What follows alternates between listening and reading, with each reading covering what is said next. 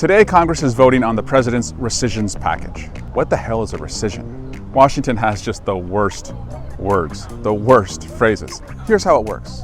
The president sends to Congress the cuts that he wants to make, and if Congress doesn't make the cuts within 45 days, the funding stays in place. Well, the president is seeking $1 billion in cuts to public broadcasting. Why does that matter? Well, I've got 3 little kids.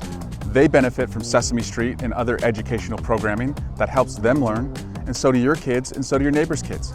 Why the hell would you want to mess with Big Bird? Second, public broadcasting is used in many communities, particularly rural communities, to warn about an emergency, to warn about a tornado, a flood, a hurricane, some disaster that's coming to your community.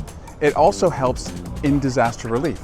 So why would the president, especially after the emergencies that have already happened under his presidency, why would he want to make us less prepared and less able to help people in need?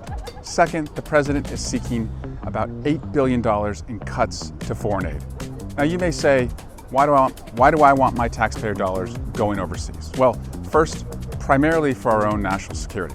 The more stability we have in the world, we have found, the better we do here. Second, for our own economic security, the more trading partners we have in the world, the better our businesses do here. But I want to give you one example. I was in the Midwest a couple months ago. Actually, it was the St. Louis suburbs. And a gentleman came up to me at a political event I'd gone to, and he said he'd never gone to a political event in his life.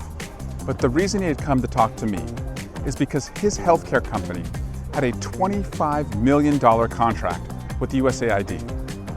He had performed all of their services in Q4 of 2024, and he had just found out, right before my event, that USAID was not going to be honoring its contract. That is messed up. But worse than that, it shows that this is not money that's just being sent far away. Oftentimes, it's being spent here. And it's not just being spent in Washington. It's being spent in our communities and helping small business owners like that person in St. Louis suburbs who the president screwed over. That's why this aid matters. National security, economic security also helps our small and medium-sized businesses.